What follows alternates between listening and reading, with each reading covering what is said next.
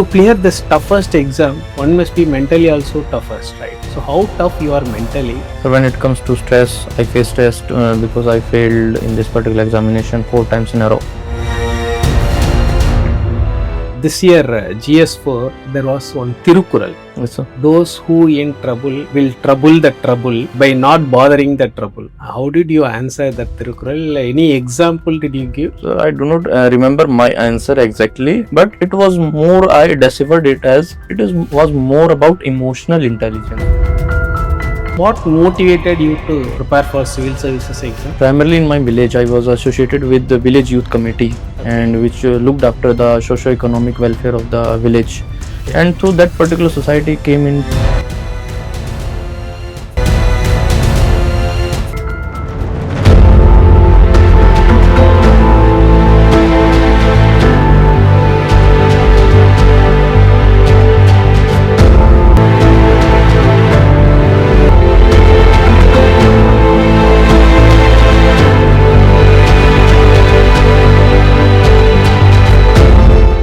Hello. So now today we have with us our student Mr. Vikas, who has secured All India rank 27, and he is already an IPS officer, and this year he has achieved it with the greatest score in GS mains all put together 454, which is in fact a very rare thing. And now we are going to interact with Mr. Vikas, and we are going to listen to his strategies, his book list, whatever the kind of approach he followed to maximize his scores in GS or optional political science and international relations, and his struggles. See, he has achieved it in the 6th attempt, and it's not that easy to withstand all these pressures of 6 years, whether family pressure or the peer group pressure or the societal pressure and self this thing is there.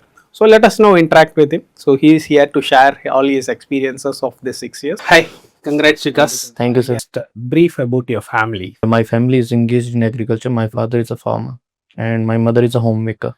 Okay, fine.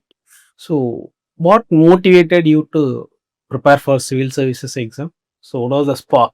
Sir, primarily in my village, I was associated with the village youth committee, and which looked after the socio-economic welfare of the village.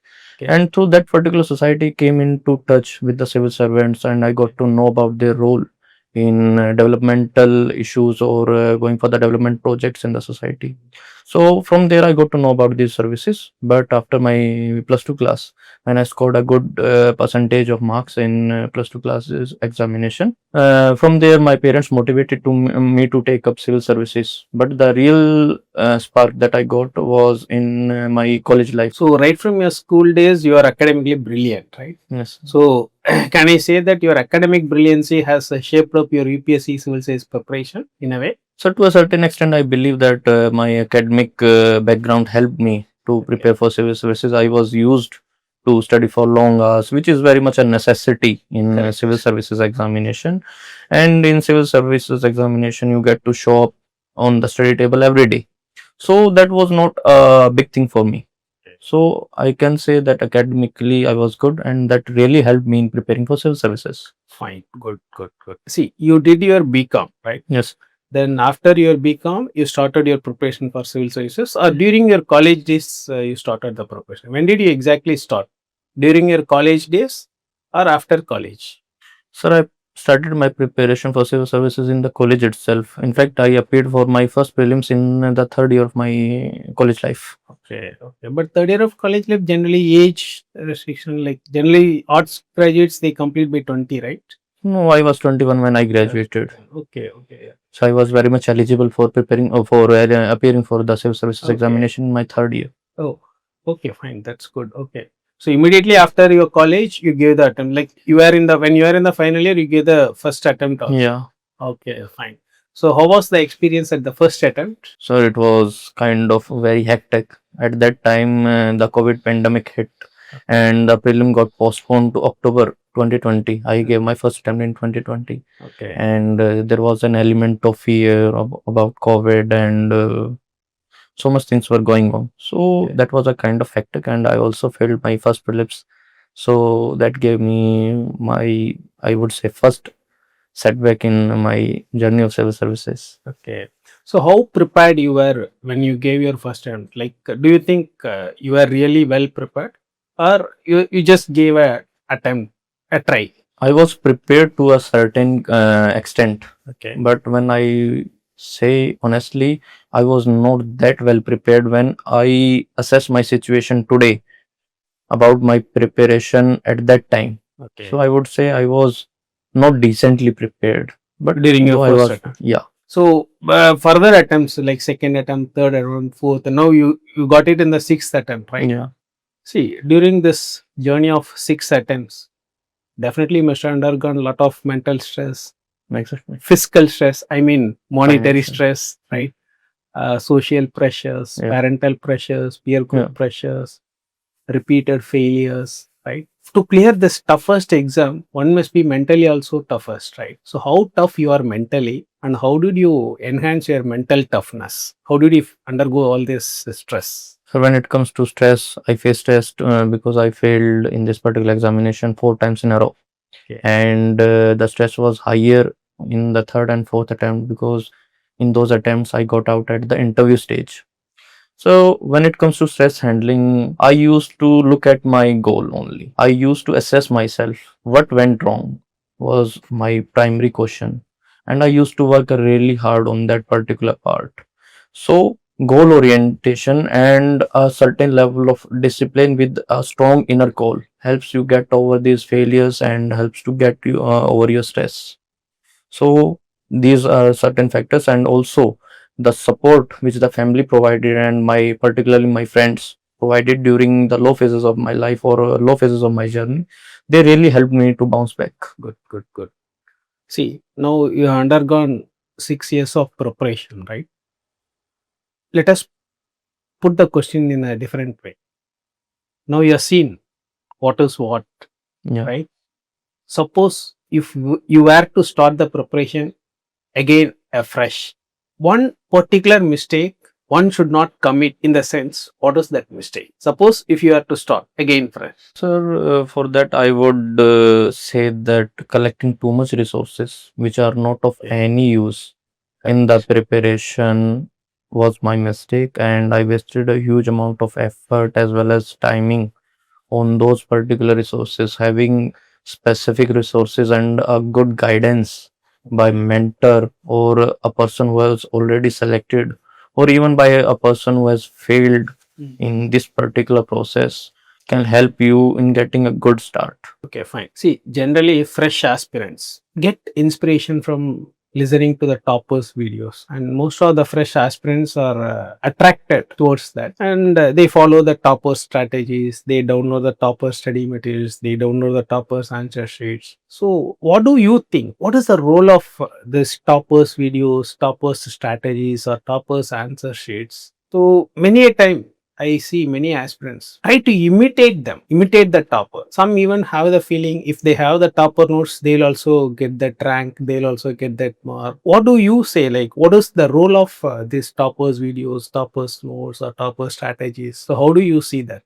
Sir, I believe that those videos can have certain value for you, but to exactly imitate them, I don't think that is going to work for you. Around 1,000 people are selected every year, and I can definitely say that the strategy, the study patterns of all thousands are different. So we can take help from that, but we cannot exactly imitate them. We need to make our own notes, which are going to helpful to us. What worked for anybody may not work for you. Correct. So you can take inspiration, take help from it, but you take an honest analysis of your capability, your studying patterns, your analyzing capabilities in this particular examination, and design a strategy accordingly. So take it as a help, but do not try to imitate it as it is. Okay, fine.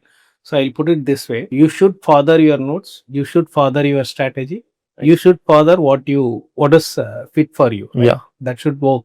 Yeah. So that kind of customization is important, right? That So is which a I generally that is the insist. necessity. That is the necessity. Fine.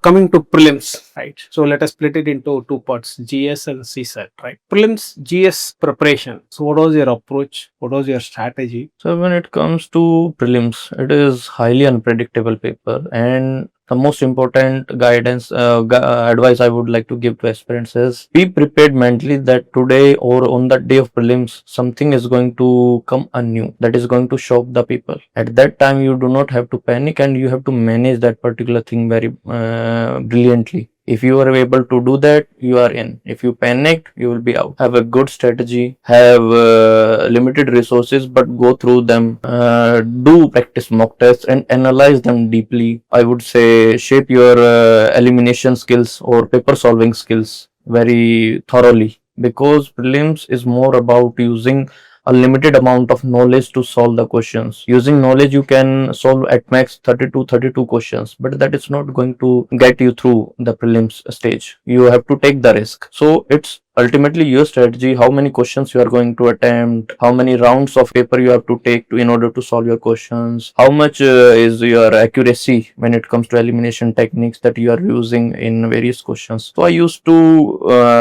go through these and I used to design my strategy accordingly. So that was my strategy in GS. Okay. See, again in GS, there are two areas, static, dynamic part. Yes, sir. Right. So in prelims, whether static areas play a major role or dynamic areas, how to bridge a balance between the static and dynamic in preparation, right? Sir, in prelims, I believe that foundational knowledge or conceptual knowledge is very much a necessity. You have to apply that particular knowledge in prelims. For example, in economics question, the question are very much analytical. They are more application based. You have to apply those concepts and you have to see whether those statements or options are right or not. So foundational knowledge is very much a necessity. Without conceptual understanding or foundational knowledge, you are not going to solve the questions. But I believe that dynamic portion is also very important, because things are changing at a very fast pace, and UPSC asks question related to the current affairs, but it kind of molds those current affairs into question in such a way that you cannot solve them without the conceptual understanding. For example, in polity we can see, if we do not know what is basic structure doctrine, how can we solve the questions that are going to come based on that particular doctrine? So foundational concept or foundational knowledge is very much a necessity. So statics important. Yes, sir. Right? Static areas. Right? Yes, sir. Okay, fine. So current affairs. What is the role of current affairs in prelims? Sir, in prelims, I believe current affairs, there are hardly questions which are come ditto from current affairs. Question will come as if linked to that particular current affair, if that particular thing is in news or not. So particularly in areas like polity, like economics, like environment, so we need to have a thorough knowledge of those current affairs, those important current affairs. For example, in core subject, like I was talking about polity, economics, environment. So we need to study those current affairs related to those core subjects very deeply in order to have a good knowledge about the concepts that are in news, on which the probable questions can come. What is the role of our test series for prelims in your clearing prelims? Sir, your test series, the questions that are framed, that the framing of questions was like as UPSC frames question, because the mix of the questions from various subjects like polity, economics, there was due importance given to all the subjects. There was a good mix of questions like that we see in UPSC, and also the framing of the statement based questions particularly, that was up to the mark of UPSC though. So that really helped me in preparing for prelims, and also the solutions that are being provided, the hacks, the tricks which you talk about in the Discussion. solutions. So that is also helpful in analyzing what is we can say a fault in your analyzing capabilities or your thought process, which are you using to solve the prelims mock test, and it gets rectified there itself in the mock test, so that you do not repeat that mistake in the actual examination. Okay, fine. See, coming to prelims, one important thing I used to emphasize, right, which you also know, for history part, more specifically ancient and medieval India, studying Tamil Nadu history book is very important, and it's very productive and useful, right? Yeah. Did you prefer the Tamil Nadu history textbooks for ancient and medieval India? Sir, only after your suggestion I started reading that particular book, and that particular book is very small also. Yeah. You can finish it very quickly, and the most important part is the key terms which the UPSC asks in questions. For example, they will give you 3 terms and they will ask you relating to which field these terms are associated. So these particular terms are already highlighted in that particular small book of Tamil Nadu. So that really helped me in preparing for ancient and medieval. In fact, ancient and medieval was one of my weakest area, but that I compensated through your advices and that particular book. Okay, fine. Coming to CSAT, okay, so you are from commerce arts background. Yes, sir. So did you find any difficulty in getting through the CSAT, at least during your initial years of attempt, like maybe first 2 attempts, third and fourth, anyway, you got into, you cleared prelims. So how difficult was CSAT for a non-mathematical background students, non-math students? So CSAT was a major difficulty for me because in 2021 I failed my CSAT paper on borderline. My GS score was around 107 that year, but I failed CSAT on borderline. But then after I changed my strategy, I focused on repetitive themes. I worked on my math and reasoning part and relied and reduced my dependency on the comprehension part. So I used to work on my strength. I used to solve around 40 to 45 questions with good accuracy, so that if even 7 to 8 questions go wrong, you are still in the safe place. So I changed my approach towards the examination, and I also relied heavily on P by Q. I deeply analyzed the question, how UPSC is asking questions, how they are molding them or twisting them in order to trap the aspirants. So I worked on that particular part. Okay. So in CSAT again there are 2 parts, RC and the quants reasoning part. Yes, sir. So which one was more dependable for you, RC reading comprehension or this quants reasoning? So initial 2 attempts I relied more on comprehension, but that didn't work. So I tried to establish a balance between both of them. I used to attempt the comprehension, which is single liner, not statement based, because in 2021 all of the questions that were statement based in comprehension, I solved all of them and all of them were wrong. So I reduced my dependency on comprehension and I kind of established a balance. 17 to 80 questions I used to solve from comprehension, and 20 to 22 questions I used to solve from maths and reasoning part. So I used to attempt around 40 to 45 questions with a good accuracy. Okay, fine. So in all the 6 attempts you gave, what was your highest score in prelims GS? So it was around 110. Oh, which attempt? Which year? I think it was in 2022. Oh, you got 110. Yeah. So further, With very less attempt of questions, I used to I attempted around 68 to 69 questions only. oh, that means your confidence level must have Yeah. been great, right? That time I had a great hold over knowledge and my elimination techniques, so I did not need to take much risk. I got through it comfortably. 110 to 2022. Yeah. Right. After that, 23, 24, like. So after that, the pattern got changed. Okay. So you have to take risks. In 2023, I attempted somewhere around 75 questions. The paper was highly unusual, non-conventional, and there was much hue and cry in the aspirant community during that particular year. In 2024, I was bit lacking of confidence and I attempted around 90 questions. Oh. And in 2025, I attempted around 83 to 84 questions. So it crossed 100. In 2024 I got around 104. Good. This year I got around 98. So generally, coming to this prelims strategy, I mean within the examination hall, attempting 90 plus questions or attempting around 75, 80 questions. These are 2 types of strategies. Some opt for attempting 90 plus, 95 plus. Some opt for attempting around 75, somewhere around. Which one do you consider the better way, the best fit way for clearing prelims?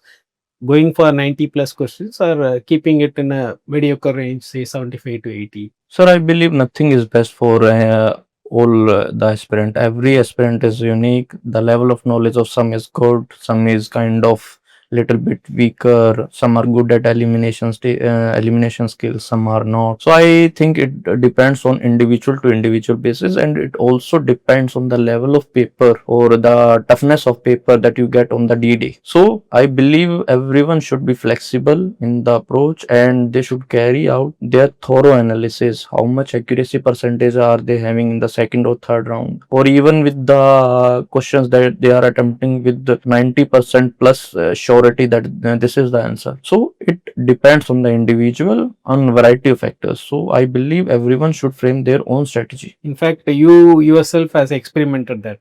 Yes, So sir. first initially you got 110 with the 69, 70 questions, sir. and later towards 25 you attempted 90 plus questions, 80 Exactly. plus questions. So you yourself made a flexible Yes, kind I of kept evolving with the paper because correct. in after 2022 the pattern has changed. In 2022 question paper there were only 12 questions in which a one pair, two pair, three pair pattern was there. In 2023 the paper was full of this pattern. Correct. So the pattern has evolved and so has to aspirants that to Fine. keep up with the examination. Fine, good. See, coming to mains, again, one great thing which I observed in your score was you got 454 in Yes. GS all put together. In fact, that is one of the best scores, right? Yes, sir. How did you manage to get this 454 in GS, all papers put together? Sir, in GS, I would talk about my strength. I used to write highly attacking answers Okay. that are relevant only to the questions. Okay. And also, I used to write highly enriched answers, the facts, data, committees, way ahead. And I used to also answer the known core dimensions of the question very properly. For example, in recent years, the questions are a little bit bigger, and you have to address the non core dimension also in order to fetch you one or that half mark extra from other aspirants. So I used to work around these things. I used to write highly enriched answers and the best practices. It was kind of must for me, especially in papers like GS2 and GS3. In GS1 there is not much scope. It's a very static. Yeah, but in a society you can write it. But in other portions like history, geography, there is not much scope. Very static. But in GS2, GS3 and GS4 there is higher scope, and I tapped that particular scope and got a decent score of 554. Good, great. See, GS1 is highly static, Yeah. GS2 dynamic, GS3 is dynamic in its own way, because I observe these things. Most of the people are not able to score well in GS3 despite their high scores in GS1, GS2, GS4. GS3 is somewhat a kind of peculiar paper in terms of scores, right? So, what is that peculiarity which is there in GS3? And how did you manage that peculiarity? GS3 is something peculiar. Right? Yes. So this time I got a decent score of 98 Good. in GS3, which is a good score for this year. Correct. Good. So I believe writing content, especially the things that are going in current affairs, incorporating those current affairs in each and every answer is going to help you fetch marks in that particular paper. The syllabus of that particular paper is such that current affairs are very much a necessity, whether you talk about economy, environment, agriculture. The events happen frequently in these areas. For example, in internal security also, things are evolving very fast and you have to incorporate the current affairs, the data part also, because economy, agriculture, these subjects are all about data. Without data you cannot make policies, so you have to incorporate data, the best practices, the committees which the government forms from time to time, and also the economic survey of the economic survey. You have to quote it here and there, and you have to quote the various current happenings. For example, in internal security this year there was a question on Naxalism, how is it is being eradicated. And also one thing you need to keep in mind, that an easy paper is a difficult paper in disguise. This year GS3 paper was straightforward and everybody was happy after appearing for it, and when the marks came, I have seen people who have scored marks in 40s line in GS3 paper, despite the fact that they said that paper went good. But the thing is, the easy paper is a difficult paper in disguise. You have to dump extra facts and extra data in order to differentiate an answer from the answer of other aspirants. So I think I did that well and got a good score. Okay, fine. Okay, coming to GS4, right? How did you manage the GS4? Because GS4 is easy as well as tough for one and the only reason it is open-ended, right? I'm sure since your optional is PSIR, definitely it would have helped you in GS4 preparation. So my question is, how did you manage the time for case studies? Because people often find difficulty in time management with respect to case studies. And what role did PSIR play in your GS4 marks? So these are the two questions. So coming to GS4, I used to play on my strength. My case study part was very good. So I used to write case studies in a better way. And for that, I used to divide time between section A and section B. Okay. For section B, I used to take extra 10 minutes from the portion of time that we allowed usually to section A part. I used to attempt my case studies in 100 minutes out of 180 minutes that we got. So I used to attempt those case studies very thoroughly and in a very good way so that I get a good score. In section A part, I was struggling a bit, but this time I really worked on it. I brainstormed on many questions. I used to brainstorm on a question of GS4 every day so that I am able to decipher the question on the exam day in a better way. So that was my strategy of getting a decent score in GS4, though I was not getting a very much good score that I got in all three GS. No, 120 is pretty decent score. Pretty not decent. bad. I got Pretty a decent decent score. So I used to work on that particular strategy. And coming to the role of PSIR, the various philosopher that we study in political science, that particular optional gives you extra clarity on what these philosopher have exactly said, and you can use the exact terminologies used by these philosophers in the answers of GS4. So that really helped me to write an enriched answer in GS4. See, I have one peculiar question. This year, GS4, there was one Tirukural. Yes, sir. Those who in trouble will trouble the trouble, Yes, sir. right? Yes, sir. By not bothering the trouble. Yes, sir. So this is one Tirukural actually. Yes. How did you answer that Tirukural? Any example did you give? So though I do not remember it exactly, but I have This is the written in that Tirukural. particular. Those who in trouble will trouble the trouble by not bothering the trouble. So I do not remember my answer exactly, but it was more, I deciphered it as was more about emotional intelligence Okay. in Correct. hard times. So I wrote answer on those particular lines. Okay. And I got the sense of the question, what the question was exactly asking. Correct. And answered in that particular sense only, but I do not remember the Did exact you example. quote any example? So I have certainly quoted example, but I do not remember You them don't at remember. this particular Fine. time. Good. Now, in GS4, generally, I used to tell in the class, which you also know, like, you'll have to quote more examples based on current affairs, right? Exactly. See, there are some static examples like TN Session, Ashok Kemka. Most of the aspirants use. Exactly. Apart from that, some current affair based examples from civil servants kind of thing. So how did you prepare a list of these examples to be used in GS4 based on your news, current affairs follow? Did you prepare any list? Exactly, sir. To quote such examples, we need to get a list so that we can revise them on the D-Day and reproduce those particular examples in the exact answers. And talking about that particular question, if I'm remembering it correctly, I think I used the example of Arunima Sinha Okay. in that particular That question, Tirukural. but I'm not very sure about it. Sure. Okay. And I do prepared a list of the static examples which everybody can use. For example, TN Session. These are classical examples. Yeah, classical example. But when it comes to differentiating your answer from the answer of others, you can quote recent examples which are currently in news. So I used to prepare a list of those examples also. The role of our materials, test batch, or the kind of mentorship we provided you in enhancing your GS mains score to 454, which is in fact a great score, right? So talking about mentorship was very much crucial for me because I was getting a score of 420 and 430. And after that particular extent, you have to make very minor touch-ups with your answer in order to enhance your marks. Correct. So I got to know about those minor touch-ups during that mentorship only, and I did make those touch-ups, and which really helped me to increase my score in GS, and also to how to answer the non-core part of the answer or of the question in a better way through flowcharts or any other we can say diagrammatic means. I got to know about that in mentorship. And talking about test series, the level of questions or the type of question framing, it was so good that it kind of matched with the questions that are being framed by the UPSC. So through that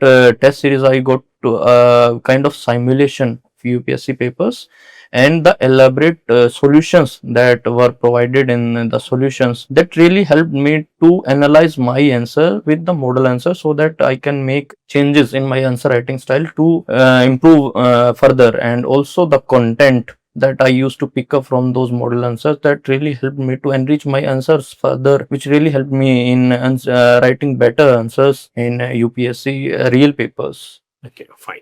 Thank you. Coming to optional PSIR, right? So, how did you approach the subject basically? Because you are not from PSIR background, so you are a commerce graduate. So, what was your approach to begin with towards the subject? So for that, I prepared my own notes. I got to know about the philosophers, what they have exactly said, and the fundamental concepts that are being important in PSIR. And I built a solid foundation for it. And then I improved on that particular foundational knowledge. And then I started writing tests and refined my answer writing skills in order to fetch a good score in PSIR. Okay, fine. See, in PSIR paper 1 or paper 2, in both the papers, section A is theoretical part and Yes. section B is application part. Yes, sir. So, in paper 1, section A is all about the theory and philosophy, and section B is the Indian government politics, right? And paper 2, the world politics is the section A, and India and world is the section B part, right? Now, in both these papers, generally I used to suggest, which you know, section A is scoreable because the syllabus is much defined, closed, right? But whereas section B is slightly open-ended, right? Now, according to you, which is the most scoreable area in both these papers? I mean, section A or section B, and from which section you attempted most of the questions? I mean, 3 plus 2, right? Sir, as suggested by you, paper 1 or section 1 of paper 1 was more, I can say, a safe bet to play, because the knowledge is limited, the syllabus is limited, and the questions are not open-ended. And I attempted 2 questions from section 1 itself. But I would highly suggest that you should be open and you should be flexible. Okay. You do not know what kind of question can be asked. Correct.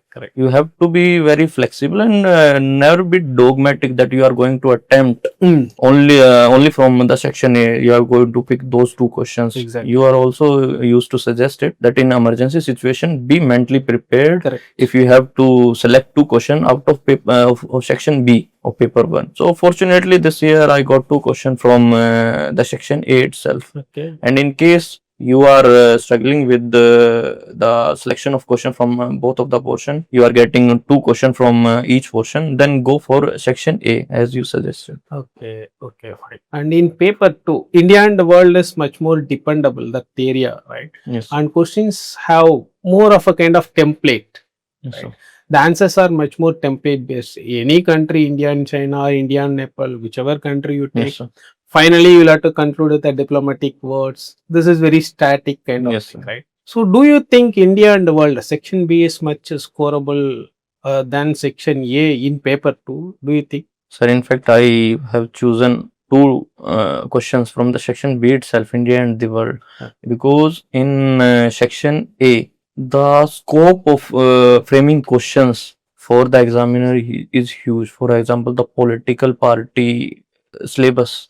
And also there are certain portions that are not much dependable. Correct. But in section 2, you can predict lines Correct. about how our relations are going with our neighboring or other countries.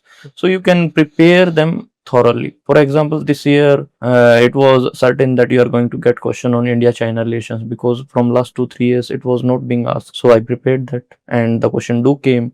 But the question came with Nepal also, India, Nepal and China ties. But the China part that I prepared thoroughly helped me to answer that particular question. And the section A was highly difficult this year. It was even getting tougher to select which one question I have to answer.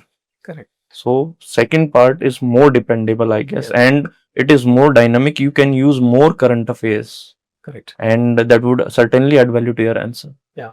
Section A is slightly unpredictable. Sometimes it gets tougher, right? Tougher. Okay, fine. Coming to PSIR. So, what is the role of our study materials, test papers, test batch which you gave, and study materials which you referred? So, what is the role of our materials and test papers? your PSR score?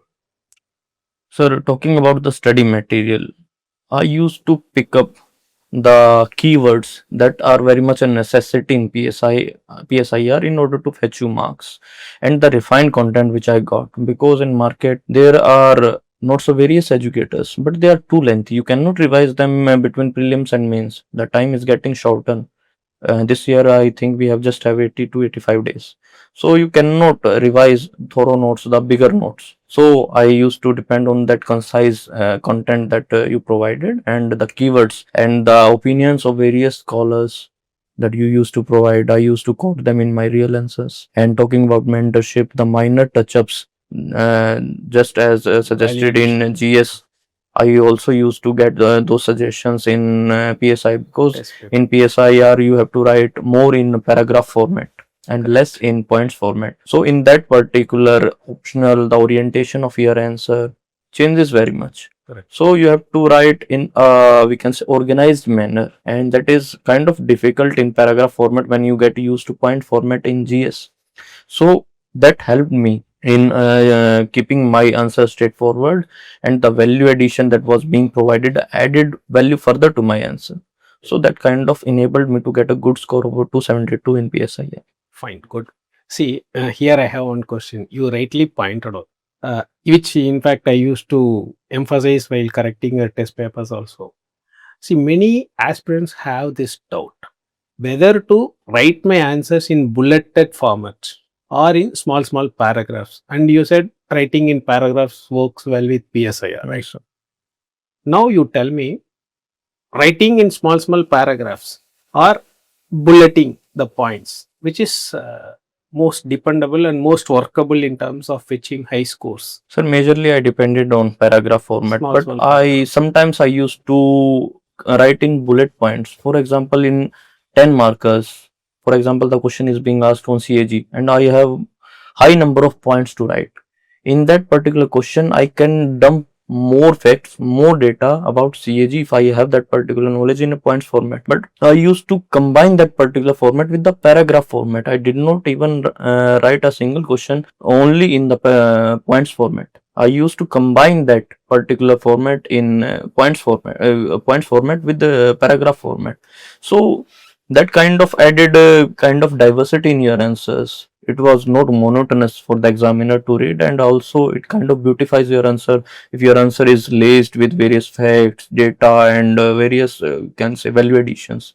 So I used to combine that points format in certain questions only. Okay. Otherwise, Whenever there is a need, you can use points. Yeah, when Only you can, small paragraphs. when you have ample amount of data, fact that are relevant to the question, you can dump that particular data for, because in 10 markers we just have 2 sheets, and to dump that particular data fact in paragraph format, it may consume more space, and you have to write maximum content that you have in order to differentiate your answer from the others. So point format at places can help you in adding a beautiful answer. Okay, fine. Coming to your essay part, Yes. right? Again, definitely, as I used to emphasize, having PSIR as optional will definitely adds much value to your essay, right? So, what is the role of PSIR in your essay paper? How do you feel? So the most important part I would say is the analytical demand of PSIR. It opens your mind to various dimensions, and subconsciously it trains you to write a good essay. Correct. So from that particular perspective, PSIR was very much helpful for me to write a good essay. Though I did not get a good score, I got pretty much above average or slightly above average marks in of 105 in essay. Decent But score. I do improve from last year. Last year I got 93 only. Okay. So PSIR do enable me to write a good essay this time. Okay. Your advice to aspirants: you must do this to clear prelims, please. No. First of all, be brutally honest with yourself. Do understand your lackings and analyze them thoroughly. Do appear for mock tests. Do as much practice as you can, and also analyze PYQ, especially the PYQs after 2022, very deeply. about how examiner is laying trap for the aspirants and never ignore CSET. Do have a good hold over CSET concepts. Okay, fine. See, you got a great score of 454 in general studies, all papers put together in mains, right? What is your strategy and what is your advice to aspirants to maximize their scores in GS all papers put together? Sir, I would say write highly attacking answers, write to the point answers, whatever is being asked in the question, do write about it only, and do not write unnecessary content. Address all the parts of the question, non-core demand as well as the core demands thoroughly, and do prepare value addition data, facts, committees, way ahead, best practices, and do write those particular things in your answers in order to beautify it, and do complete your paper on time. Thank you, Vikas. Thank you, Thanks sir. for being here. Thank you. I would like to thank RAJASIR'S IAS Academy for providing me mentorship, test series, and the valuable guidance that I needed in order to upgrade my rank to that I got this year, the rank 27. The personal touch of the academy, the mentors, was very much helpful in preparing for the examination again, and the excellent content that I got really helped me to enrich my answers further, and it also helped me to improve my scores in all the papers, whether in GS or whether in optional.